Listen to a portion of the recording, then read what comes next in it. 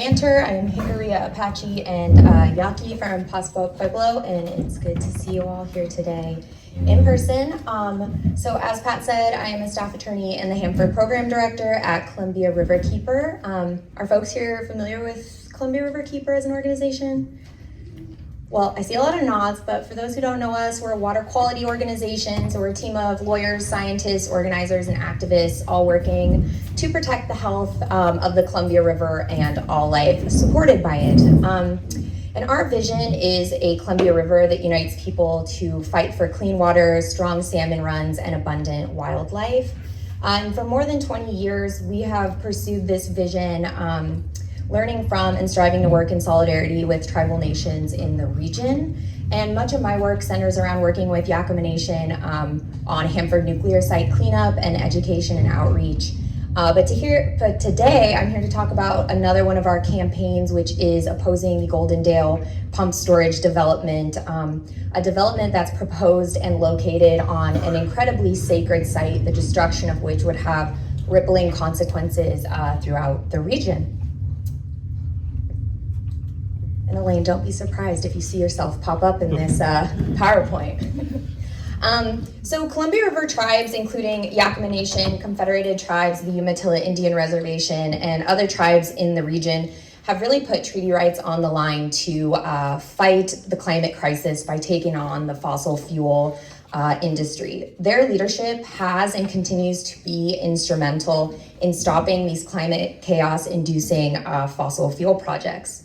So as the climate crisis worsens and the nation looks to move further and further away from fossil fuel reliant energy sources, we're beginning to see an urgent rush to develop green energy, and specifically a rush to site as quickly as possible quote unquote green energy projects, like I said, as fast as possible. So in 2019, Governor Inslee signed the Clean Energy Transformation Act, which commits Washington to an electricity supply free of greenhouse gas emissions by 2045.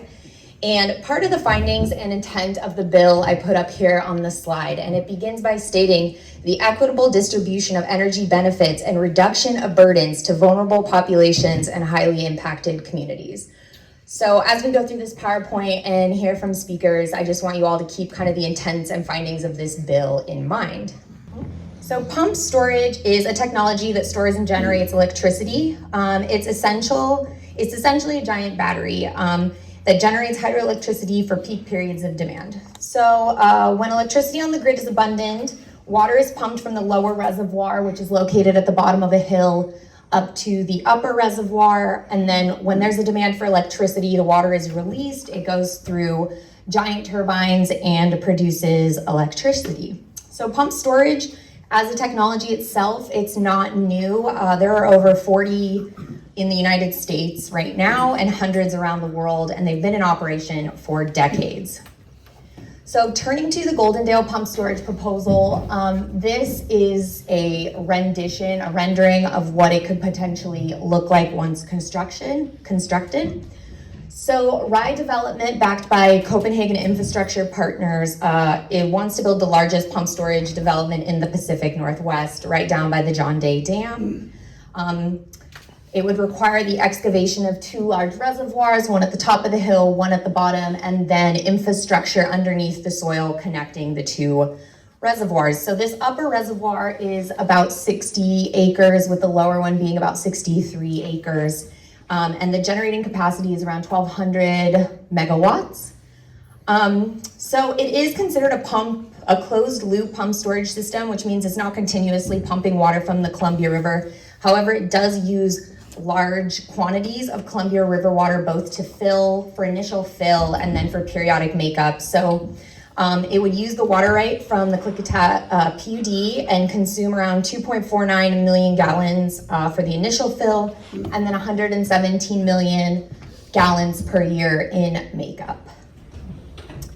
Land across the development site is owned by the federal government, mostly the Army Corps, and it's administered by BPA. And then there is some privately owned land by NSC Smelter. There's also Washington State land ownership, BNSF Railway Company, and other private lands.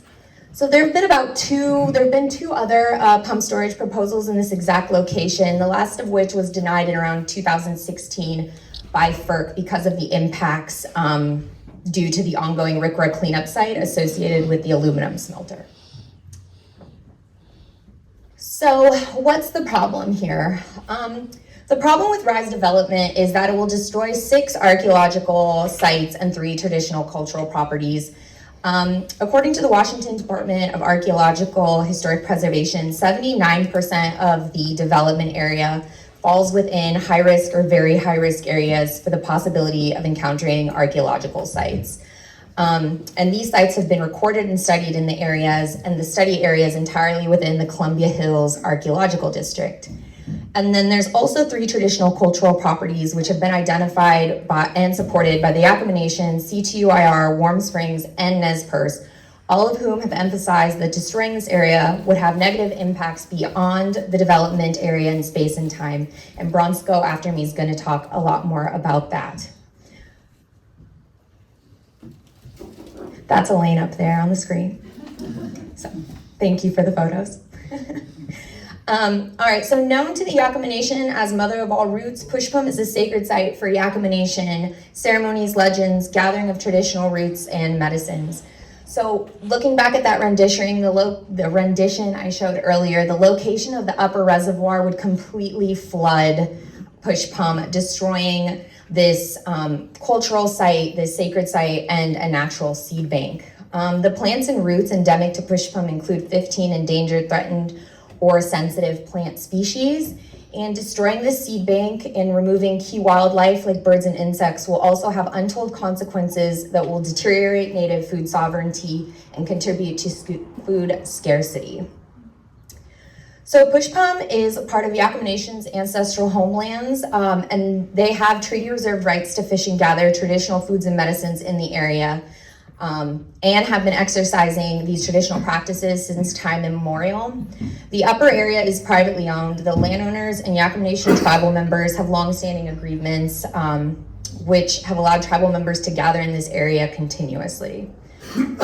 This should be enough. I mean, this is not an appropriate site for a pump storage development, full stop. But I'll continue to talk a little bit about the environmental reviews that have been going on.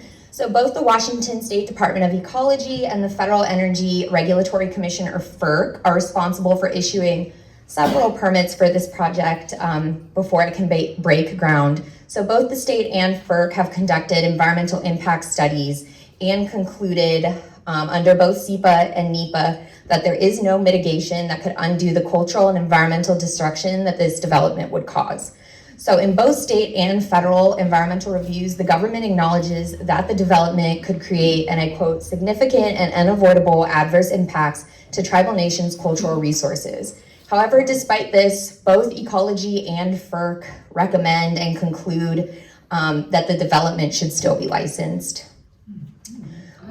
Problematically, FERC also conducted its environmental review without the comprehensive tribal consultation required by law.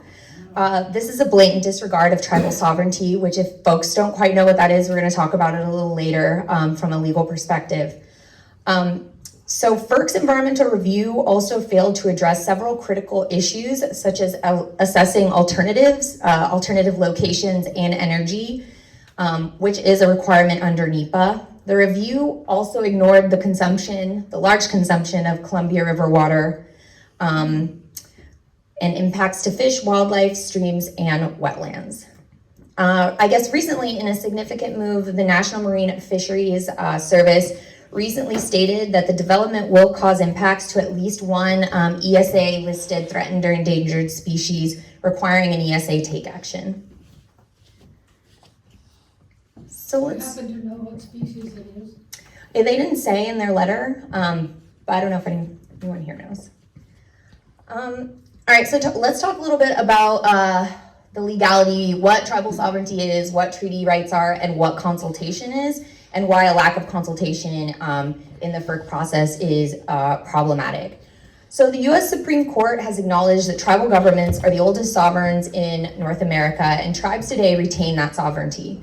So simply explained, during the treaty-making period of the United States, which was about 1778 to 1871, tribes across the U.S. signed treaties with the federal government reserving certain inherent rights. So in exchange for vast amounts of land, tribes retained these inherent rights for themselves and their future generations.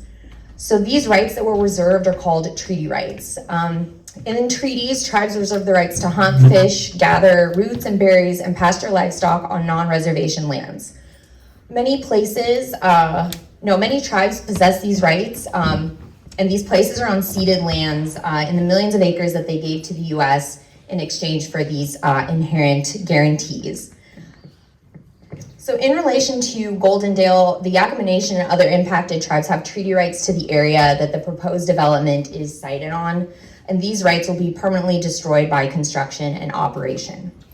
So turning a little bit to consultation and what that is. So tribes hold a government-to-government relationship with the United States, and many federal laws require consultation before an action can take place, before being the operative word of that sentence. So here, FERC failed in its consultation obligations in several ways. So first, it designated RIE, which is the private company here, to consult on behalf of the federal government so Yakama Nation did not consent to this, and Yakama Nation's inherent tribal sovereignty and treaty reserved rights were also ignored when a permit was filed into the FERC docket before consultation with the tribe. And then second, FERC released its final environmental review, like I said earlier, without comprehensive consultation with Yakama Nation. So this means that environmental review lacks accurate information about cultural resources in the development area and provides no recourse for their destruction. All right, so the Goldendale Pumped Storage development is yet another greenwashed energy project that places the burden of energy development squarely on the shoulders of tribal people. So tribes and the Yakama Nation, for example, have been extremely impacted by energy development. From dams along the Columbia, which have displaced and flooded traditional villages, to the Hanford nuclear site, which has poisoned sacred lands, people, food sources, and animals for generations to come. Poorly and quickly cited developments in the name of progress and clean energy continue to impact and burden tribal nations. So if you think back to the intents and findings quote at the beginning, we're supposed to be spreading these burdens around. We're not supposed to just be concentrating them all on one community. So pumped storage is not necessarily the problem here, right? It's the siting of this location. So there are numerous pumped storage proposals across the region. This is not the only location where developers can build, yet this is the third time a developer has proposed a pumped storage proposal in this same location, ignoring the known opposition by Yakama Nation and the importance of the area. This development wastes time, money, and federal resources on a poorly sited energy development.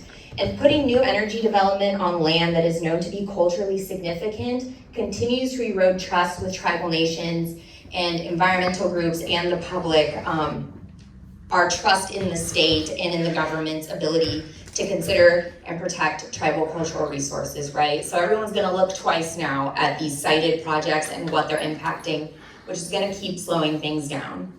So this location is also racking up development costs. So by continuing to press ahead while the Yakama Nation, surrounding tribes, and environmental groups are opposing the development, RIE is racking up costs and delays and adding to the $2.5 billion price tag of this project.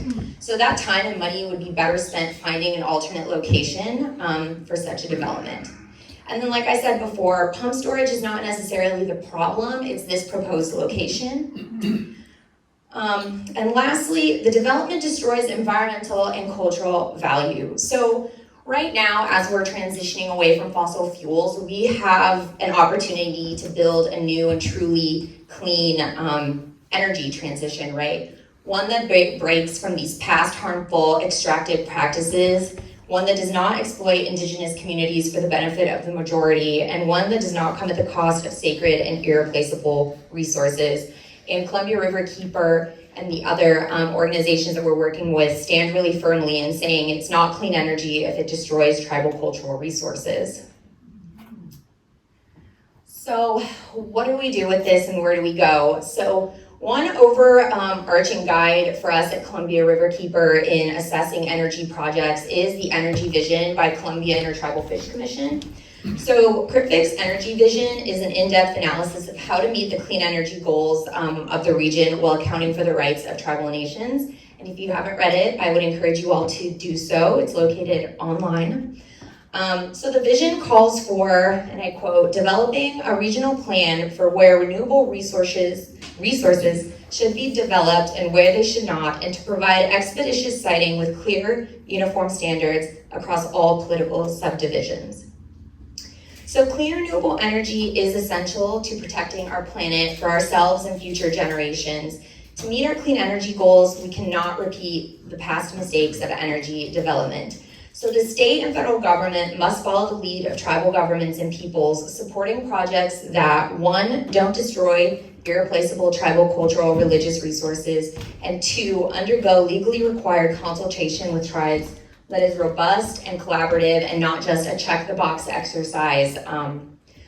So the proposed Goldendale Pumped Storage project doesn't meet either of these criteria, right? So it doesn't represent for us a just or clean transition.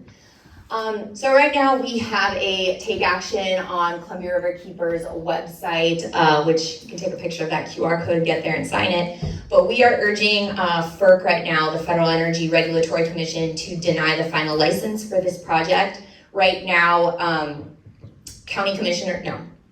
FERC commissioners are taking a look at the docket, reading comments from the public, reading comments from elected officials, reading comments from tribal governments, in the process of making that decision. There are several other permits that this project needs before moving forward, but we can talk more about that later if you're interested.